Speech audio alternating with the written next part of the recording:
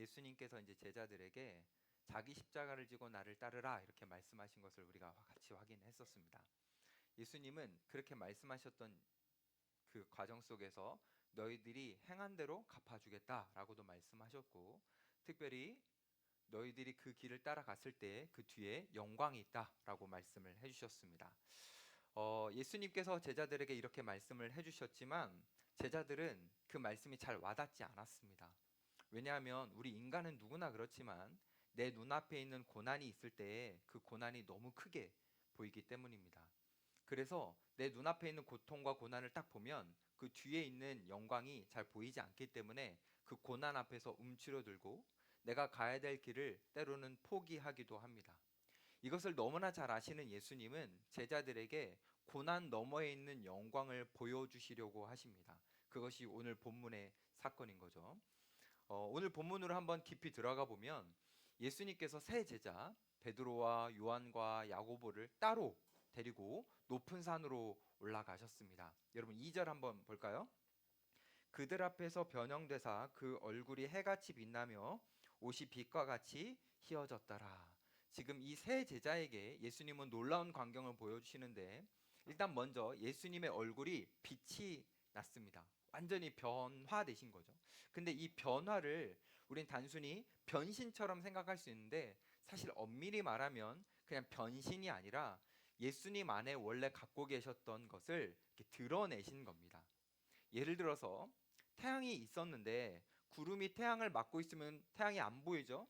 그런데 구름이 걷히면 태양이 보여지는 것처럼 예수님이라는 분 안에는 하나님이라는 신성이 원래 있고, 그리고 하나님의 영광, 그 영광이 안에 있었는데 예수님이 이 땅에 오시면서 그 영광을 가리셨습니다. 인간의 몸을 입으시면서 그 영광을 감추셨던 겁니다. 그런데 예수님이 이 순간에 그 가리셨던 영광을 다시 사람들에게 보여주시는 겁니다.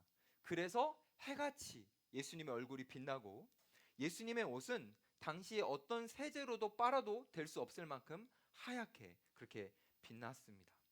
세 제자는 그 놀라운 광경을, 예수님이 환하게 빛나는 그 모습을 목도하면서 와, 예수님이 가지신 영광이 이런 거구나, 예수님이 가지신 하나님의 영광이 이런 거구나 놀라면서 느꼈을 겁니다. 그러니까 그 모습을 보면서 아, 예수님은 이런 분이구나 라는 것을 세 제자들이 확인했던 거죠. 자, 그런데 예수님이 지금 세 제자들에게 자신이 갖고 계셨던 그 영광을 보여주신 것은 단순히 난 이런 존재야, 난 원래 이래, 요거 예수님이 가지셨던 그 신성과 영광을 보여주시려고 그것만 의도하신 게 아닙니다. 요한일서 3장 2절을 제가 새한글 성경 버전으로 한번 읽어볼게요. 잘 들어보세요. 사랑하는 여러분, 이제 우리는 하나님의 자녀들입니다.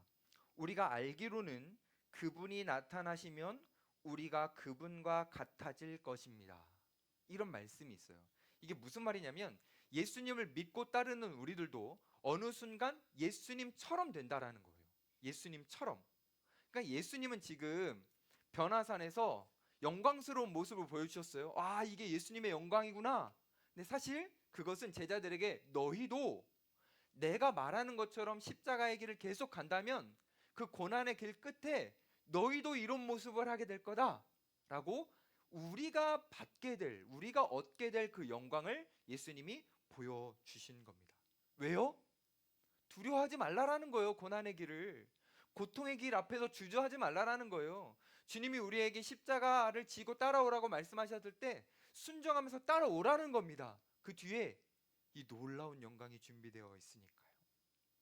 세 제자가 얼마나 놀랐을까. 세 제자는 그 예수님의 영광을 보면서 와, 이게 무슨 일이야 막 엄청 놀랐어요. 자, 그런데 그때 또한 놀라운 일이 일어납니다. 여러분 3절 한번 보실까요? 그때에 모세와 엘리야가 예수와 더불어 말하는 것이 그들에게 보이거늘. 갑작스럽게 구약 시대의 사람이었던 모세와 엘리야가 나타났습니다. 왜 이 두 사람이 나타났을까라고 궁금해진다면 이렇게 답할 수 있어요. 모세라는 인물은 구약 성경의 율법의 대표자이고, 엘리야라는 인물은 구약 성경의 선지서, 선지자들의 대표자입니다. 그러니까 이 이미지를 한번 상상해 보면 구약 성경 전체가 예수님을 향해 함께 나란히 서 있는 모습을 우리가 이미지를 그리고 상상할 수 있는 거죠. 이게 왜 이렇게 그려지는 거냐면 유대인들이 그토록 오래 공부하고 또 묵상하면서 율법, 선지서, 구약 성경을 이렇게 달달 외웠는데 그 구약 성경이 늘 가리키고 있었던 메시아가 바로 이 두 사람이 예수님과 얘기하는 것을 통해서 바로 예수님이다. 이분이다. 구약 성경에서 그렇게 기다렸고 사모했던 그 메시아가 바로 이 얼굴에 해같이 빛나는 바로 이 주님이다라는 것을 보여주는 거죠. 근데 우리는 이 장면 속에서 이 두 인물을 조금 더 들여다볼 필요가 있습니다. 일단 모세를 한번 확인해 보죠. 여러분, 모세라는 인물이 어떤 인물입니까? 어마어마한 인물 아닙니까? 모세라는 인물 어떤 인물이죠?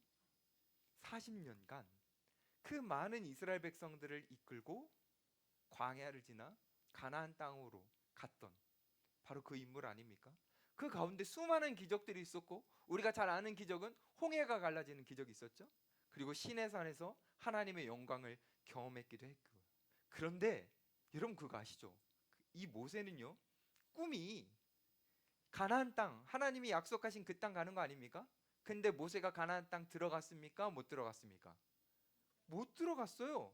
모세는 자기가 갖고 있었던 꿈이 좌절되었습니다. 엘리야도 한번 살펴볼까요? 엘리야도 어마어마한 인물이죠. 막 기도하면 막 죽은 사람이 살아나고 막 치유되고, 그뿐만이 아니라 바알 선지자 450명과 그 갈멜산에서 전투해가지고 하늘에서 불이 내려오는 기적을 경험했던 사람이 이 사람 아닙니까? 놀라운 신비와 성공과 승리를 경험했던 그 사람이 그 기적 직후에 어떤 일이 일어나죠? 이세벨이 엘리야를 죽이려고 협박하자 쫄아서 어떻게 합니까? 자기 죽여달라고 하나님 앞에 떼를 쓰고 좌절하기도 합니다. 그러니까 이 두 인물은 어마어마한 인물은 맞는데 우리 인간처럼 똑같이 실패와 좌절을 경험한 사람들입니다. 꿈이 좌절되기도 하고요. 그리고 문제 앞에서 낙심하기도 합니다. 자, 그런데 이 두 인물이 지금 어디에 서 있습니까? 높은 산 예수님 앞에 영광스러운 모습으로 서 있습니다. 결국 이게 무엇을 보여주는 거냐면 인간이 갖고 있는 연약함과 실패가 영광스러운 주님 앞에 서게 하는 것을 방해하지 못한다라는 거죠. 다시 말해서 우리 하나님이 어떤 분이시냐면 우리는 때로 가다 넘어지고 실패하고 죄를 선택하고 우리도 좌절하고 우리도 꿈이 무너지는 존재인데, 그런 우리의 연약함들을 가지고 야, 넌 안 되겠다, 넌 천국 안 되겠다, 하나님 우리를 그렇게 배제하지 않으신다라는 겁니다.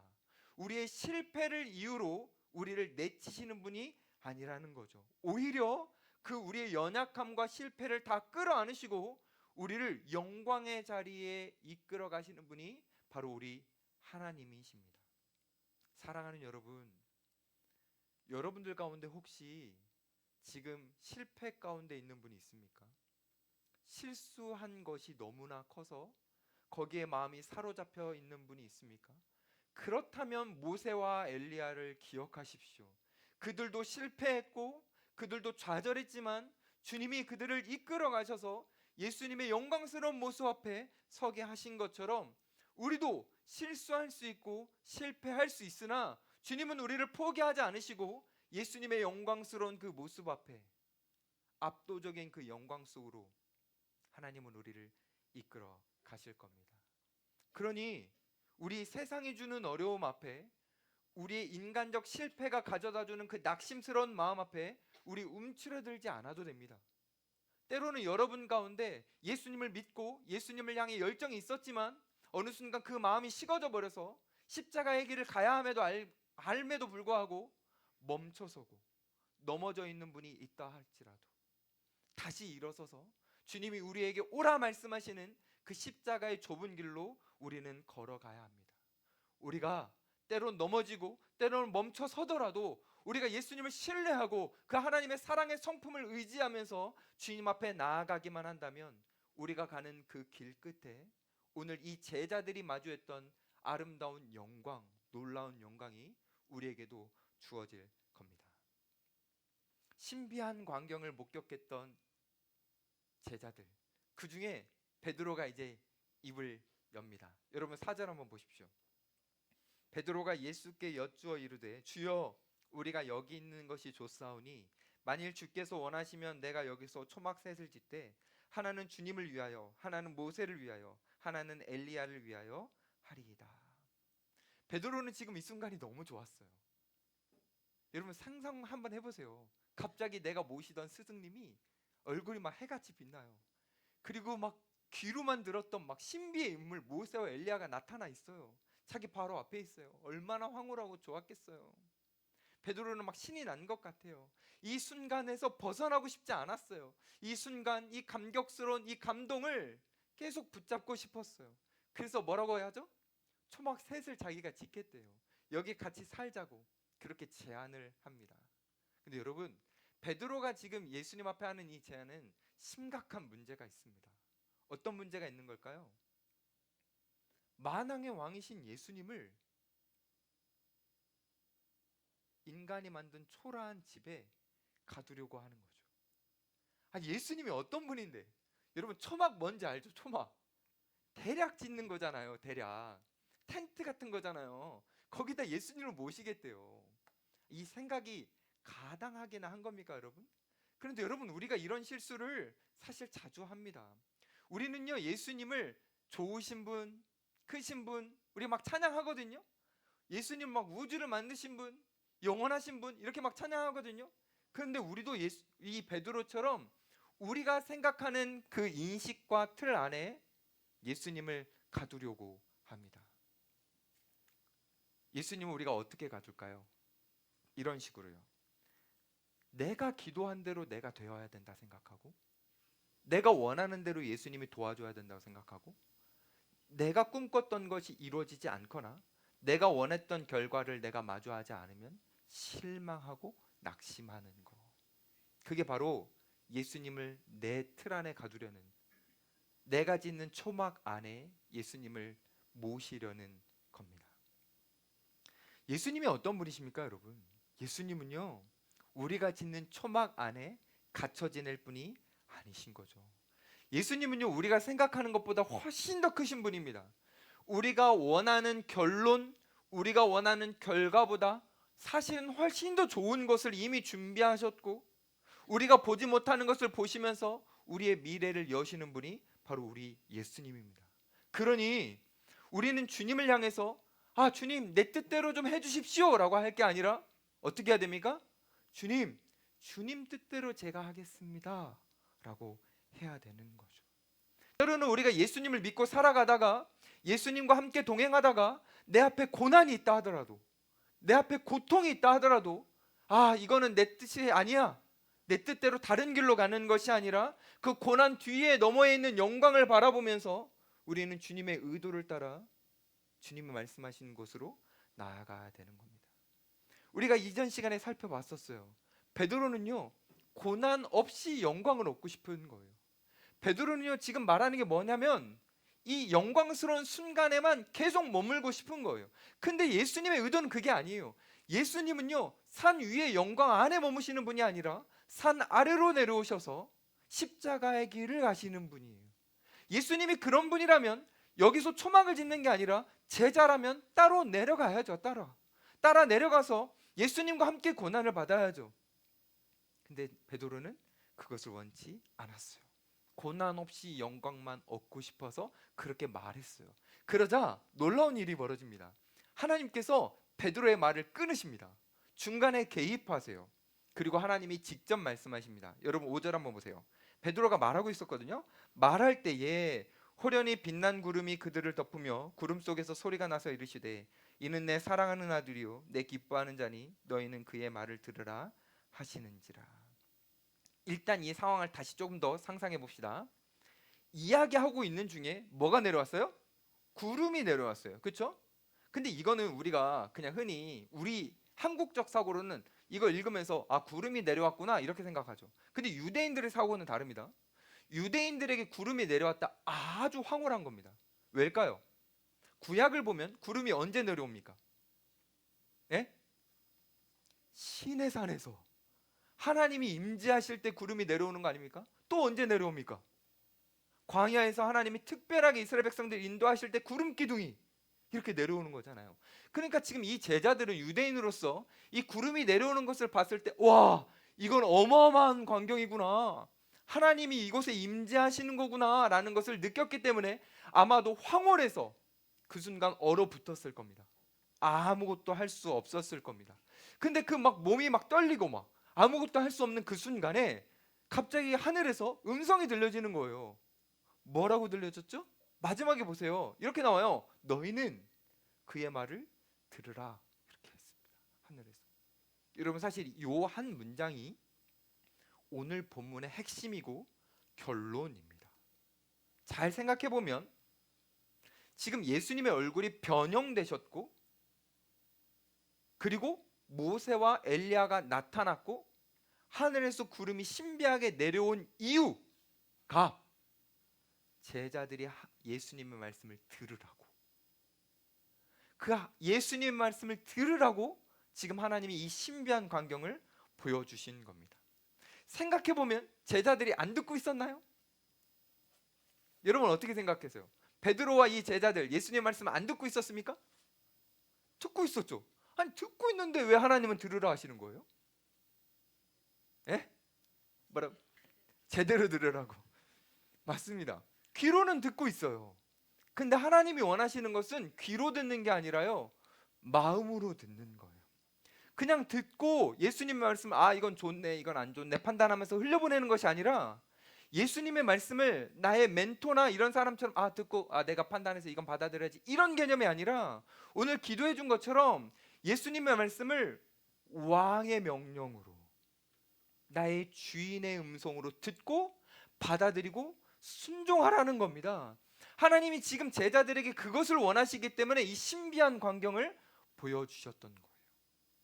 근데 이 신비한 광경 속에 제자들은 얼어붙다가 음성을 듣고 어떻게 반응하냐면, 6절에 보면 제자들이요 엎드립니다. 그리고 벌벌벌 두려워 떱니다.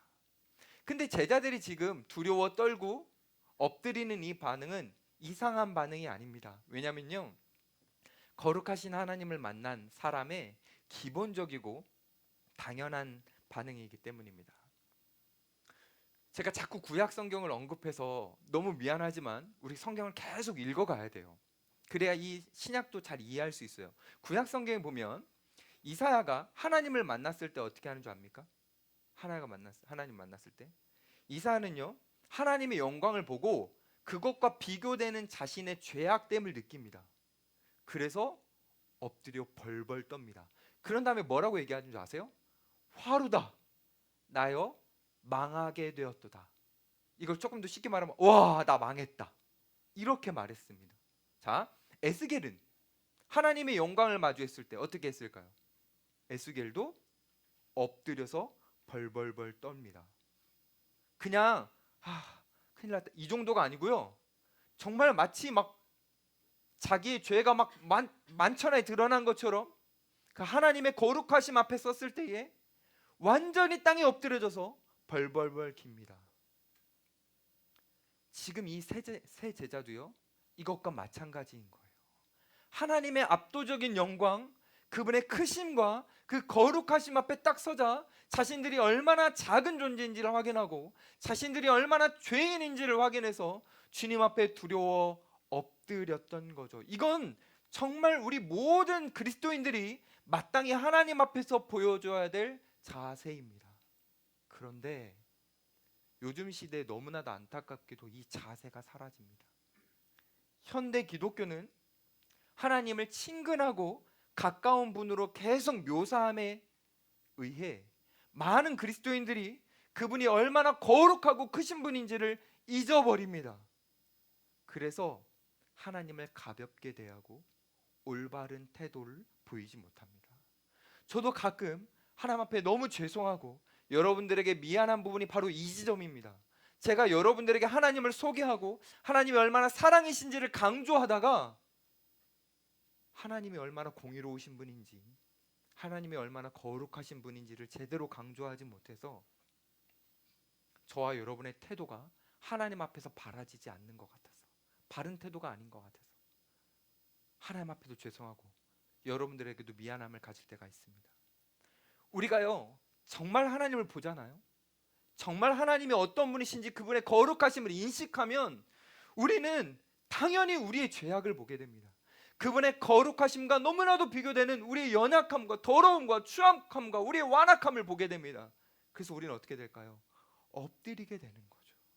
저는요 요번에 우리 가족들과 함께 어떤 성당에 갔었어요. 성당에 가면 여러분 가봤어요?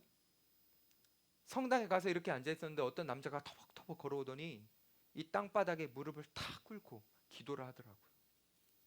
그 하나님을 향한 그 경외심, 그 성당 의자의 그 뒤편에 이렇게 하나 있잖아요. 항상 무릎 꿇을 수 있는 그 자리가 있잖아요. 그것을 보면서 제 마음에 우리도 이래야 되는데 우리가 많은 것을 어쩌면 잃어버렸을 수도 있겠구나. 사랑하는 여러분, 저는 우리 청년들이 하나님 앞에서 무릎 꿇을 수 있었으면 좋겠습니다. 하나님 앞에 정말 경외하는 태도로 엎드릴 수 있었으면 좋겠습니다. 하나님의 거룩하심 앞에 우리의 작음과 우리의 더러움을 보면서 겸손한 태도로 하나님 앞에 납작 엎드릴 수 있었으면 좋겠습니다. 왜냐하면 우리가 엎드릴 때에 하나님의 은혜가 우리에게 주어지기 때문입니다. 오늘 본문도요 낮은 자세로 엎드렸던 제자들에게 하나님이 은혜를 베푸십니다. 여러분 7절 한번 보십시오. 예수께서 나와 그들에게 손을 대시며 이르시되 일어나라 두려워하지 말라 하시니. 여러분 지금 두려워서 엎드려 있는 이 제자들에게 예수님이 걸어가셨습니다. 그리고 가까이 가셔서 그들에게 손을 대셨습니다. 아니 예수님 지금 엘리야와 모세와 얘기 중이셨잖아요. 그러면 그냥 말씀하시면 되잖아요. 얘들아 일어나 두려워하지 마 이렇게 말씀하시면 되잖아요. 근데 왜 굳이 힘들게 걸어가셔서 제자들에게 손을 대시는 거죠? 우리는 지금까지 마태복음을 쭉 살펴보면서 예수님이 손 대시는 것의 의미를 그동안 잘 살펴보았습니다. 예수님은 어떤 분이시냐면 사람들이 손대지 않는 사람들에게 손대셨던 분입니다. 여러분 기억 남는 사람들이 있습니까? 첫 번째 나병 환자. 율법적으로 절대 손댈 수 없는 그 사람을 향해서 예수님은 가셔서 손대셨었죠. 또 누가 있습니까? 눈먼 사람. 예수님은 그 사람에게 일부러 가셔서 손을 대셨습니다. 우린 지금 나병 환자, 눈먼 사람 하면 그냥 아픈 사람들 이렇게 생각하지만 그 당시의 상황을 비교해 봤을 때, 상상해 봤을 때 너무 더러웠을 겁니다. 그 고름과 그 핏자국과 그 상처와 근데 거기에 씻지 못해서 엉겨붙은 먼지와 더러운 것들이 엉겨붙어 있는 그 사람들. 그러니까 율법적으로 만지면 안 될 정도가 아니라 그냥 청결이 너무 더러워서 만질 수 없는 그 사람들을 예수님은 사랑으로 손대셨었죠. 왜요? 그들의 마음을 만지는 거고 그들을 사랑하신다라는 표현이 손대시는 것이었기 때문입니다. 지금 이 변화산에서도 마찬가지예요. 하나님의 거룩하심 앞에 두려워 떨고 엎드려 있던 이 제자들에게 예수님은 손대시는 거예요. 제가 왜 우리 제자들에게, 우리 청년들에게 왜 엎드리자고 강조하냐면 엎드림 속에 이 손대심의 사랑을 느낄 수 있기 때문입니다. 아, 나는 괜찮은 사람인 것 같아. 그때가 아니라 내가 얼마나 죄인인지, 내가 얼마나 무능한 존재인지 그걸 처절히 인식하고 주님 앞 바닥에 딱 엎드려서 주님 앞에 주님 저는 죄인입니다라고 할 때 주님이 우리에게 손대어 주시거든요. 주님이 우리에게 손대시는 건 이런 의미입니다. 너의 죄를 알아. 너의 연약함도 알아. 그럼에도 불구하고 내가 너희를 사랑해. 내가 너희를 응원해. 주님이 그렇게 해주시는 거죠. 제가 예전에 이것을 경험해 본 적이 있어요. 초등부 사역을 할 때 아이들과 함께 수련회를 가서 이제 집회 시간이었어요. 막 뜨겁게 기도하다가 아이들에게 기도가 더 필요한 것 같아서 제가 아이들에게 말했습니다. 혹시 너희들 중에 기도가 정말 필요한 사람이 있으면 나와라. 기도해주겠다. 그랬더니 막 초등부 아이들이 몇 명이 나왔어요. 그래서 막 제가 막 뜨겁게 기도해줬습니다. 그런 다음에 이제 아이들이 들어갔어요. 근데 그때 저도 기도가 받고 싶어졌어요. 저는 목사고 전도사고 맨날 기도만 해주다가 저도 좀 받고 싶더라고요. 여러분 저를 위해서 기도해 주시나요? 그래서 제가 그때 아이들한테 말했어요. 제 연약함을 고백했어요. 제가 전도사이고 목사이지만 얼마나 연약한 존재인지 나를 위해 기도해달라고 하고 제가 그 자리에서 무릎을 꿇고 완전히 낮은 자세로 엎드렸습니다. 나를 위해 기도해 줄 사람 나와서 기도해 줘라. 근데 아이들이 하나하나 나오더니 막 우르르 몰려 나왔어요. 그리고 그 작은 손으로 저의 등에, 저의 어깨에, 저의 머리에 손을 다 얹고 저를 위해서 기도해 줬어요. 그때 제가 그 기도를 받으면서 그 터치 하나하나가 얼마나 사랑이든지 이 아이들과 내가 연결되는 게 느껴지더라고요. 이걸 사랑이구나. 아이들이 나를 얼마나 사랑해주고 있는지도 느껴지고요. 정말 그때의 감격은 이루 말할 수 없었습니다. 예수님이 지금 제자들에게 손을 대어주시는 것도 그런 겁니다. 죄인이라서 엎드려질 수밖에 없는 나, 연약한 나를 주님이 사랑하시는구나. 내가 주님과 연결되어 있구나. 그걸 제자들이 느꼈던 거죠. 제자들이 예수님의 터치를 딱 받고 너무 감격스러웠던 그 순간 이제 눈을 들었습니다. 일어나라 하셨기 때문에 눈을 들어 일어납니다. 여러분 8절 한번 보십시오. 제자들이 눈을 들고 보매 오직 예수 외에는 아무도 보이지 아니하더라. 눈을 딱 올렸는데 희한한 일이 벌어졌습니다. 갑자기 모세와 엘리야가 사라졌어요. 그렇죠? 그리고 낮게 임했던 구름도 다 사라졌습니다. 제자들의 눈앞에 보이는 것은 오직 예수님 뿐이었습니다. 여러분 모세와 엘리야가 왜 사라졌을까요? 모세와 엘리야가 무가치하기 때문에 사라진 게 아닙니다. 모세와 엘리야가 계속 가리켰던 예수님이 이제 이 앞에 계시기 때문에 그들은 사라져도 되는 거죠. 왜냐하면 이 앞에 계신 영광스러운 이 예수님이 이 제자들에게 이미 충분한 존재이기 때문에 예수님만 남기고 자신들이 사라져도 되기 때문에 이들은 사라진 것입니다. 다시 말해서 예수님으로 충분하기 때문에 나머지 모든 것들은 다 거치는 거죠. 여러분 이게 은혜인 거거든요. 이게 왜 은혜인지 제가 성경의 이야기를 하나 더 들려드릴게요. 누가복음 7장에 보면 나인성이라는 조그만한 마을에 살고 있었던 과부 이야기가 나옵니다. 그 과부에게는 아들이 하나 있었습니다. 남편을 잃은 과부에게 유일한 소망은 이 아들이었는데 어느 날 이 아들이 죽었습니다. 아들이 죽었다라는 것은 당시 문화권에서 사회적 사형선고와 같은 겁니다. 아무런 소망이 없습니다. 그냥 절망밖에 없습니다. 이 여인은 장례 행렬을 따라 아들의 시신이 담긴 그 관과 함께 마을을 떠나고 있었습니다. 그런데 그것을 보시고 아셨던 예수님이 거기 앞으로 다가가십니다. 장례 행렬이 마을 밖으로 이렇게 나가고 있었는데 예수님은 마주보고 그쪽으로 가셔서 그 죽음을 막아서십니다. 그리고 그 당시에 누구도 할 수 없었던, 누구도 상상할 수 없었던 일을 예수님이 하십니다. 예수님이 관에 손을 대십니다.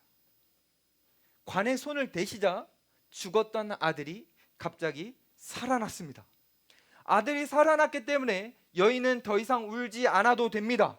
절망 속에 있던 여인은 다시 소망을 얻게 되었습니다. 여러분 기억하십시오. 지금 눈물을 흘리면서 절망 가운데 있었던 이 여인에게 소망은 같이 울어주고 있었던 사람들이 아닙니다. 그 관을 같이 메워주고 있었던 사람들이 아니에요. 그 죽음을 막아서시며 이를 위해서 멀리서부터 다가오셔서 손을 대어주신 예수님이 그 여인에게 유일한 소망이었습니다. 그 소망이신 예수님을 발견한 순간 여인은 이제 눈에 다른 어떤 것도 들어오지 않게 됩니다. 지금 많은 사람들이 있고 여전히 사람들이 놀란 표정으로 사람들이 여전히 쫙 깔려 있지만 여인의 눈에 지금 들어오는 단 한순간의 한 존재는 예수님밖에 없는 거죠.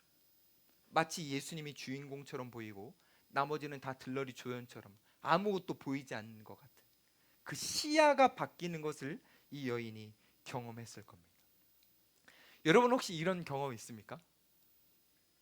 내 눈앞에 있는 사람만 보이고 주변에 있는 사람들이 안 보이는 그런 경험 있어요? 없어요? 아니, 좋아하는 사람이랑 어디 이렇게 간다고 쳐봅시다. 갔어요. 근데 막 계속 막 이 좋아하는 사람이 안 보이고 막 다른 사람만 보이고 아니잖아요. 이 사람이 너무 좋으면 지금 이 사람만 보이고 나머지는 다 흐릿하게 보이고 그런 경험 없어요? 네, 부장님 감사합니다. 권사님도 아마 있으실 거고 저도 그런 경험이 있었고, 그러니까 그 사람이 딱 보이면서 이 사람만 주인공으로 나머지는 다 사라지는 것 같은 그 순간, 내가 이 사람과 함께라면 다른 그 어떤 것이 없어도 괜찮겠다, 내가 이 사람이면 충분하겠다 라고 생각이 드는 그 순간 곧 경험하게 될 겁니다. 제자들이 바로 그 경험을 한 거예요. 예수님을 향해 눈을 딱 떴는데 예수님만 남고 나머지 모든 것들이 사라졌잖아요. 엘리야, 모세도 사라지고 구름도 사라지고 예수님만 딱 남았잖아요. 근데 이게 결핍이 아니라는 거예요. 손실이 아니라는 거예요. 예수님만 딱 남았는데 예수님만으로 충분하구나, 그것을 느끼는 순간이었던 거죠. 저와 여러분들이요, 신앙생활하면서 살아가다가 주님의 터치를 받고 주님의 음성을 진짜로 듣는 순간 어떤 일이 일어나는 줄 압니까? 우리의 시야에서 다른 모든 것들이 사라집니다. 그리고 예수님만 딱 남아요. 그래서 우리는 찬송가의 가사처럼 이렇게 고백하게 됩니다. 세상과 나는 간 곳 없고 구속한 주만 보이도다. 그분이 정말 실제로 보여지거든요. 세상에 다른 것, 물질, 성공, 명예 이런 거 하나도 없어도요, 내가 예수님과 함께 있다, 그분이 내 앞에 계시다, 그것만으로도 충분해지고요, 그것으로 만족하게 되고요, 예수님이 내 앞에 계시다라는 것으로 행복하게 됩니다. 이 행복을 누리는 것이 예수 믿는 자들이 이 땅 가운데서 누리는 영광인 거예요. 예수 믿는 자들이 이 세상 속에서 무슨 성공을 얻겠어요? 무슨 성취를 하겠어요? 주님으로 충분하고 그분으로 행복하고 그분으로 미소 지어지는 거, 평안을 누리는 거, 자유함을 누리는 거, 그게 바로 우리가 이 땅에서 누릴 영광입니다. 예수님이라는 분을 한번 생각해 보죠. 여러분, 예수님이 어떤 분입니까? 예수님은요, 원래 얼굴이 해같이 빛나는 분입니다. 이 땅에 오실 때 잠시 감추어뒀을 뿐이죠. 예수님은요, 천사들에게 경배를 받는 분입니다. 우리가 엎드리고 우리가 머리를 조아리지 않아도요, 모든 만물이 주님을 경배하는 그런 분이십니다. 우리 예수님이 어떤 분입니까? 우리 예수님은요, 온 천하를, 이 우주 만물을 창조하신 분입니다. 그런데 그분이요, 우리를 사랑하셔서 다 가리시고 감추시고 비우시고 포기하시고 내려놓으시고 이 땅 가운데 오셨습니다.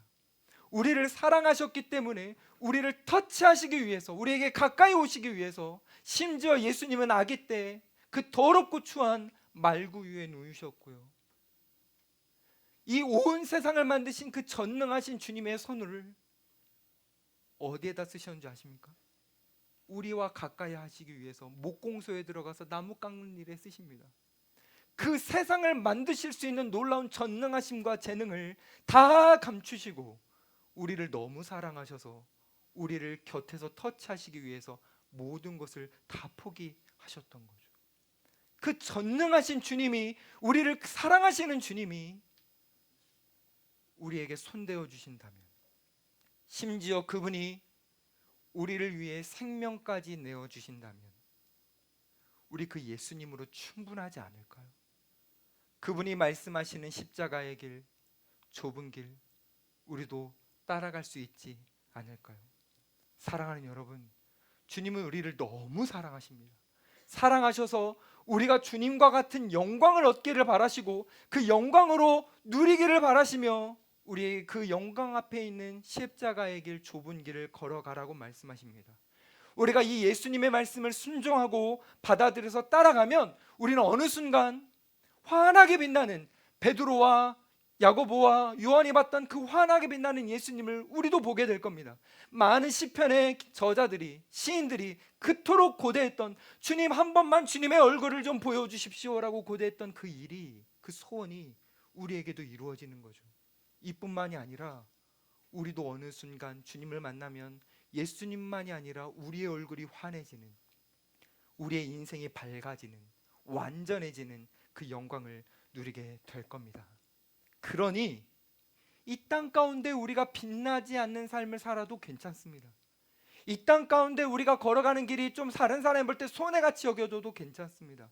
우리의 미래가 어두워도 괜찮습니다. 우리가 주님의 길을 따라가다 보면 분명히 우리에겐 영광이 주어지기 때문에 우리는 때로 건강을 잃는 것 같고 때로는 관계가 막히는 것 같고 꿈을 저버려야 될 것 같더라도 우리는 주님이 말씀하시는 그 길을 기쁨으로 걸을 수 있습니다. 저는 그렇게 생각해요.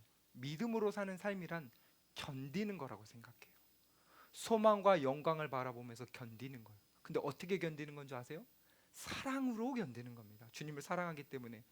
제가 가끔씩 청년들에게 사랑 이야기를 막 이렇게 하면서 사랑이란 뭐냐 이런 이야기를 하면 사랑에 대해서 이렇게도 설명해 줍니다. 성경에서 사랑을 가르쳐 줄 때 사랑을 소개하는 수식어를 이렇게 갔는데 사랑은 오래 참고 쭉쭉쭉쭉쭉 마지막에 뭐가 나오니까 견디느니라. 사랑은 오래 참고 견디는 겁니다. 사랑만이 아니에요. 믿음도예요. 믿음으로 산다라는 것은 넘어 계신 주님을 바라보고 넘어 있는 영광을 바라보면서 참고 견디는 거, 그게 바로 믿음으로 사는 겁니다. 왜요? 우리에겐 소망이 있으니까요. 여러분에게 소망이 있으니까요. 여러분에게 여전히 손 내미시는 주님이 계시고 여러분들의 미래를 찬란하게 하실 주님이 계시니까. 사랑하는 여러분, 이 소망을 붙잡고 주님을 향해 끝까지 좀 나아갔으면 좋겠습니다. 지금 넘어져 있어도 괜찮아요.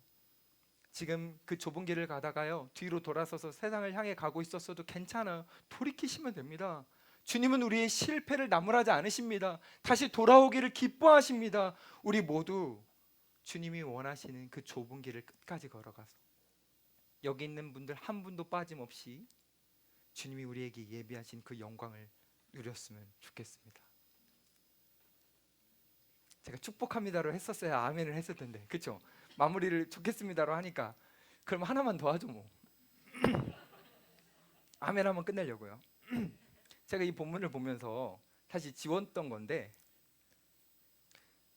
예수님이 손대신 후에 아무것도 남지 않았다, 이것을 보면서 제가 이런 도전이 됐어요. 스스로에게. 하나님, 제가 살아가면서 손대는 것들 제가 남지 않고 예수님만 남았으면 좋겠습니다. 우리 청년들이 살아가면서 손대는 것들 다 예수님만 남았으면 좋겠습니다. 우리 어깨 가가지고 사람들과 함께 터치하고 붙잡고 같이 선교하는 그 상황 속에서 아무것도 남지 않고 예수님만 남았으면 좋겠습니다. 저 여러분 모두 다 우리의 삶이 그 영광스러운 예수님, 우리에게 손 내밀어 주신 그 예수님, 그분만 남기는 삶이 되기를 주님의 이름으로 축복합니다.